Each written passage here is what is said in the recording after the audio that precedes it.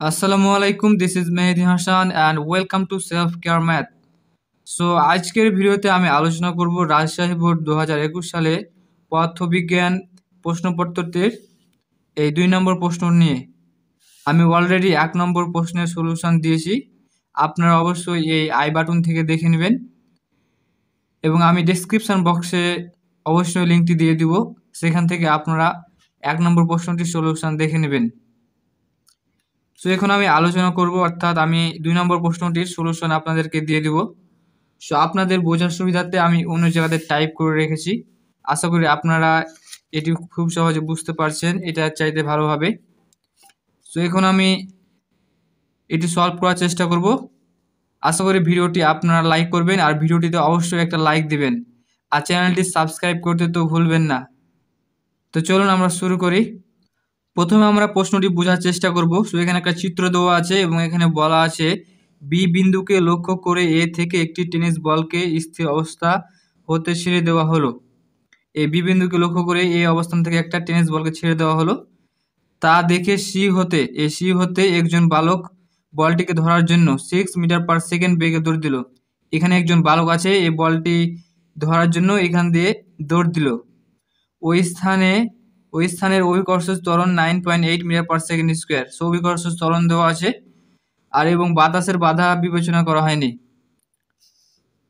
So ক নম্বরে বলা হয়েছে আপেক্ষিক ত্রুটি কাকে বলে এবং খ নম্বরে বলা হয়েছে মুক্তভাবে পরন্তু বস্তুর সরণ পরিবর্তনের হার একই থাকে না কেন, ব্যাখ্যা করো। সো আমি ক এবং খ নম্বর প্রশ্ন নিয়ে আলোচনা করতে যাচ্ছি না। আপনারা যদি চান এই দুটোর সলিউশন তাহলে অবশ্যই কমেন্ট বক্সে কমেন্ট করবেন এবং ভিডিওতে লাইক দিবেন। আমি কমেন্ট বক্সে দেওয়ার চেষ্টা করব, সেখান থেকে আপনারা চাইলে প্রশ্ন দুটির সলিউশন নিতে পারেন। এখন আমি গ এবং ঘ এই প্রশ্ন দুটি আলোচনা করব।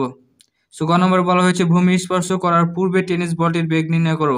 অর্থাৎ যখন এ বিন্দু থেকে বলটি ছেড়ে দেওয়া হয়েছে তা ভূমি স্পর্শ করার পূর্বে বেগ নির্ণয় করতে বলা হয়েছে এখানে। সো আমরা এটি নির্ণয় করব। তার আগে আপনাদের অবশ্যই বলে নিতে চাই, আপনাদের এই সূত্রগুলো কিন্তু অবশ্যই জানা লাগবে। সো গতির ক্ষেত্রে এগুলো সূত্র হবে, আর যদি পরন্ত বস্তুর ক্ষেত্রে এখানে এস এর পরিবর্তে এইচ বসাবো এবং এর পরিবর্তে জি বসাবো। এটি হচ্ছে গতির ক্ষেত্রে, এটা হচ্ছে পরন্ত বস্তুর ক্ষেত্রে আমরা বসাবো এস এর জায়গায় হচ্ছে এইচ এবং এই যে এর জায়গায় হচ্ছে জি। সো আপনাদের কিন্তু এই ফর্মুলাগুলো অবশ্যই জানতে হবে। সো এখন আমি এটি সলভ করার চেষ্টা করছি। গ নম্বর প্রশ্নটি আমি আরেকবার পড়ে নিচ্ছি। ভূমি স্পর্শ করার পূর্বে টেনিস বলটির বেগ নির্ণয় করো। অর্থাৎ এই এ বিন্দু থেকে বলটি ছেড়ে দেওয়া হয়েছে তা ভূমি স্পর্শ করার পূর্বে কত বেগ থাকবে সেটি নির্ণয় করতে বলা হয়েছে।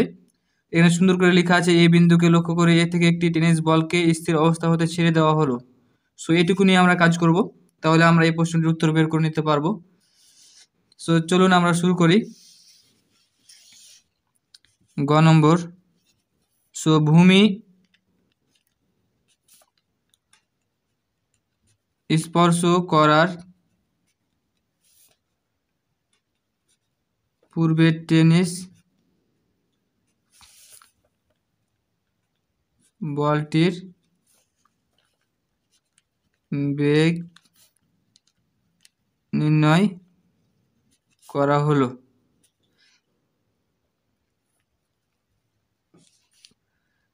যেহেতু এখানে বলটিকে স্থির অবস্থা হতে ছেড়ে দেওয়া হয়েছে, সুতরাং আমরা লিখতে পারি এখানে আদিবেগ অবশ্যই 0 হবে, যেহেতু স্থির অবস্থা হতে ছেড়ে দেওয়া হয়েছে। এবং আমাদের এখানে ডিস্টেন্স দেখতে পাচ্ছি, ডিস্টেন্স 60 মিটার। সো এইচ হবে 60 মিটার। আর হচ্ছে আমাদের তো অভিকর্ষ ত্বরণ দেওয়া আছে এখানে 9.8। সো জি সমান হচ্ছে 9.8 মিটার পার সেকেন্ড স্কোয়ার। আর আমাদের নির্ণয় করতে হবে এখানে ভূমি স্পর্শ করার পূর্বে টেনিস বলটির বেগ, অর্থাৎ শেষ বেগ আমাদের নির্ণয় করতে হবে এখানে, শেষ বেগ।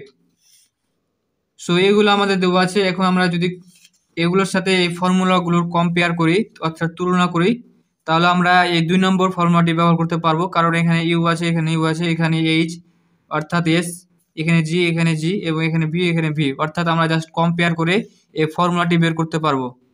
ওকে, সো আমরা ব্যবহার করবো এই 2 নম্বর ফর্মুলাটি। আপনারা জাস্ট কম্পেয়ার করবেন এবং ফর্মুলাটি বের করবেন।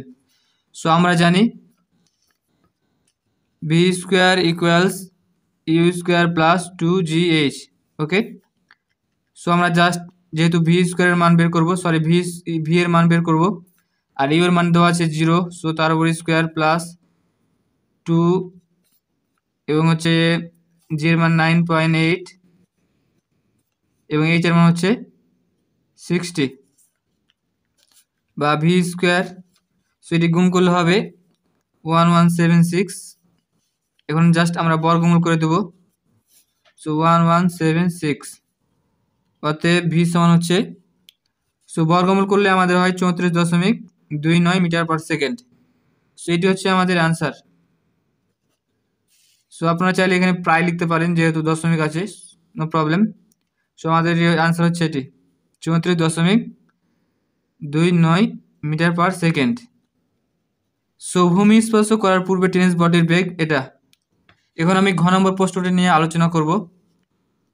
আমি ঘ নম্বর প্রশ্নটি আরেকবার পড়ে নিচ্ছি। সি বিন্দুতে অবস্থানরত বালক বলটি ধরতে পারবে কিনা গাণিতিকভাবে বিশ্লেষণ করো। সো সি বিন্দুতে যে বালকটি আছে সে এখান থেকে দৌড় দিবে, অর্থাৎ এ বিন্দু থেকে যে বলটি পড়ছে তা ধরার জন্য সি বিন্দু থেকে বালকটি দৌড় দিবে। সুতরাং আমরা এখানে বুঝতে পারছি যে এখানে আমরা সময়টি বের করব, কারণ এ বিন্দু থেকে যে বলটি পড়বে তা পড়তে যে সময় লাগবে তা যদি সি থেকে বি বিন্দুতে বালকটির যেতে সময়ের চেয়ে বেশি হয় তাহলে বালকটি বল ধরতে পারবে। এক কথায় বলতে গেলে এ পড়তে যে সময় লাগবে বলটি পড়তে যে সময় লাগবে এবং এখান থেকে এখানে আসতে বালকটির যে সময় লাগবে তা যদি এটা চাইতে কম হয় তাহলে বালকটি বলটি ধরতে পারবে, আর যদি বিপরীত হয় তাহলে বলটি ধরতে পারবে না। সো এটি আমি এখন আলোচনা করার চেষ্টা করব। সো ঘ, যেহেতু আমাদের 2 স্টেপে বের করতে হবে এই প্রথম ক্ষেত্রে এবং দ্বিতীয় ক্ষেত্রে, তাই আমরা প্রথম ক্ষেত্রে লিখব। সো প্রথম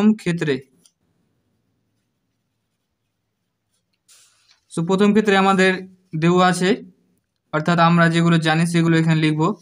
সো যেহেতু স্থির অবস্থান তার জন্য আমাদের এখানে আদি বেগ হবে 0 মিটার পার সেকেন্ড এবং এইচ হবে হচ্ছে 60 মিটার এবং জিত দেওয়া আছে 9.8 মিটার পার সেকেন্ড স্কোয়ার। এবং আমরা এখানে কি বের করব, যেহেতু সময় বের করব তার জন্য টি সমান আমরা এখানে হোয়াট দেব। এখন জাস্ট আমরা কম্পেয়ার করব এই সূত্রগুলোর সাথে। সো আমরা যদি কম্পেয়ার করি তাহলে বুঝতে পারি আমাদের এই 3 নম্বর সূত্রটি বের করতে হবে। জাস্ট আমরা কম্পেয়ার করব তাহলে বুঝতে পারবো। ওকে, সো আমি 3 নম্বর সূত্রটি ব্যবহার করার চেষ্টা করছি। সো আমরা জানি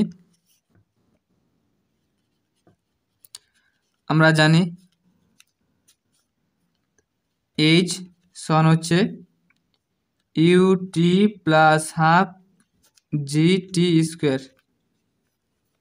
এখন জাস্ট আমরা মানগুলো বসিয়ে দিব তাহলে আমাদের মানটি বের করতে পারবো। সো এইচ এর মান হচ্ছে 60, ইউ এর মান হচ্ছে 0, আর টি সমান তো আমরা বের করব হাফ, জি এর মান হচ্ছে 9.8 এবং হচ্ছে টি এর মান তো আমরা বের করব। সো এখানে 60 এবং গুণ করলে হয় 0 এবং 2 দ্বারা ভাগ করলে হয় 4.9 টি স্কোয়ার। ওকে, এখন এখানে 60 আছে, এটা গুণ আছে পাশে এসে ভাগ হয়, সো টি স্কোয়ার এটাকে ভাগ করলে হয় 12.24 টি স্কোয়ার। আমরা জাস্ট এপাশে রুট আছে, এপাশে এসে বর্গমূল হবে, সরি এপাশে স্কোয়ার আছে, এপাশে এসে বর্গমূল হবে, অতএব এখানে টি। সো টি এখন বর্গমূল করলে আমরা পাই, জাস্ট আমরা ক্যালকুলেটর ব্যবহার করব। So root over on 12.24। So বর্গমূল করলে আমাদের এই পয়েন্টে আসে। সো বর্গমূল করলে আমরা পাচ্ছি 3.4987 আরও ডট ডট। সো যেহেতু আমরা 2 ঘর পর্যন্ত নিব, তাই আমরা তৃতীয় ঘর লক্ষ্য করব। যেহেতু এখানে 5 থেকে 9 এর ভিতর আছে তার জন্য আমরা এটার সাথে 1 যোগ করব, তাহলে এটা হবে এখানে 0, অর্থাৎ 9 এর 1 10 এবং এটার সাথে 1 যোগ হবে 5 এবং এখানে হচ্ছে 3, অর্থাৎ 3.50, অর্থাৎ এখানে 3.5। সো 3.5, অতএব হচ্ছে T is equal to 3.5 second. So এখানে আমরা প্রায় লিখবো, নো প্রবলেম। সো আমাদের প্রথম ক্ষেত্রে সময়টা বের হয়ে গেল, এখানে পড়তে যতটুকু সময় লাগবে। এখন আমরা জাস্ট এই বালক দৌড়াতে কতটুকু সময় নেবে সেটি বের করব। সো এখানে বলা হয়েছে তা দেখে শীত হতে একজন বালক বলটিকে ধরার জন্য 6 মিটার পার সেকেন্ড বেগে দৌড় দিল, অর্থাৎ এই অংশের বেগ হচ্ছে 6। এখানে আমাদের আর কোনো বেগ বলেনি, অর্থাৎ আমাদের এই অংশটুকুর যে অংশটুকু দেওয়া আছে 20 মিটার, এই অংশটুকুর বেগ হচ্ছে 6 মিটার পার সেকেন্ড, অর্থাৎ এখানে আমরা দেখতে পাচ্ছি একটাই বেগ, অর্থাৎ এটি সমবেগে আছে। তার জন্য আমরা সমবেগের সূত্র এস সমান ভিটি বসাবো। এই সমবেগের সূত্রটি এস সমান হচ্ছে ভিটি, এই সূত্রটি বসাবো। আশা করি আপনারা বুঝতে পেরেছেন। সো এখন আমরা লিখবো দ্বিতীয় ক্ষেত্রে। সো দ্বিতীয় ক্ষেত্রে, সরি এখানে ক্ষেত্রে বানানটা ভুলে গেছে, আপনারা ঠিক করে নেবেন। সো লিখবো এখানে আমরা, এখানে এস সমান দেওয়া আছে আমাদের 20। সো 20 মিটার, আর বেগ তো আমাদের দেওয়া আছে এখানে 6 মিটার পার সেকেন্ড। আমরা কি বের করব, জাস্ট সো টি বের করব।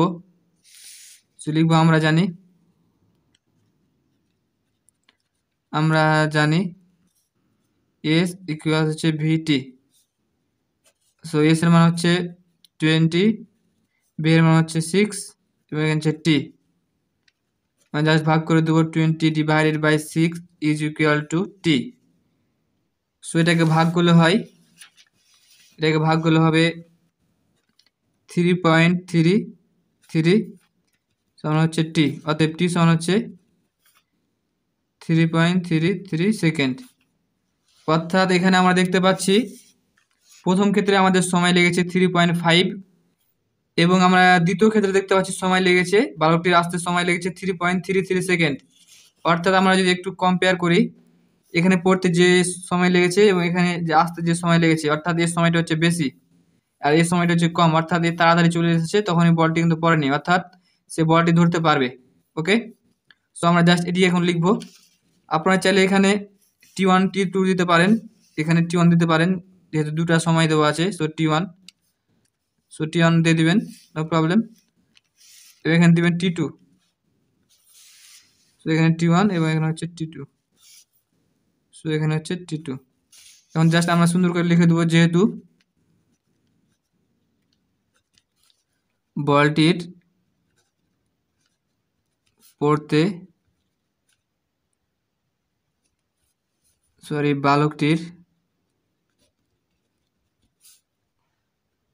থেকে বেশি সময় লেগেছে, অর্থাৎ T1 গ্রেটার দেন হচ্ছে T2। সুতরাং বালকটি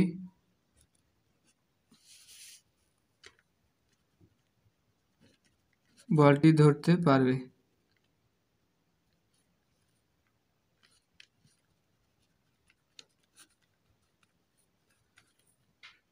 আশা করি আপনারা বুঝতে পেরেছেন, তাও আমি আবার বুঝে দেওয়ার চেষ্টা করছি। এখানে এই বলটি পড়তে যে সময় লাগবে, অর্থাৎ বলটি পড়তে বেশি সময় লেগেছে, অর্থাৎ বলটি শূন্যে বেশিক্ষণ ছিল কিন্তু বালকটি তাড়াতাড়ি এসেছে, যেহেতু বালকটি আসতে কম সময় লেগেছে। সুতরাং আমরা বুঝতে পারতেছি যে বালকটি বলটি ধরতে পারবে, অর্থাৎ তখনও বলটি কিন্তু শূন্য ছিল, তার জন্য বালকটি বলটি ধরতে পারবে। আশা করি আপনারা বুঝতে পেরেছেন। সো এটি ছিল মূলত আজকের ভিডিও। আমি পরবর্তী ভিডিওতে এই কোশ্চেনটির 3 নম্বর প্রশ্ন নিয়ে আলোচনা করব। আপনারা চাইলে সেটিও দেখবেন এবং চ্যানেলটি সাবস্ক্রাইব করবেন। আর সাবস্ক্রাইব না করলে কিন্তু আপনারা এই প্রশ্নটি পাবেন না, কারণ আমি কখন ছাড়বো তা আপনারা তো জানেন না। সো এখনই সাবস্ক্রাইব করে রাখুন যাতে আপনারা নোটিফিকেশনটা পেয়ে যান। সো দেখা হবে পরবর্তী ভিডিওতে। সে পর্যন্ত ভালো থাকবেন, সুস্থ থাকবেন আর সেলফ কেয়ার ম্যাথস চ্যানেলে থাকবেন। আল্লাহ হাফেজ।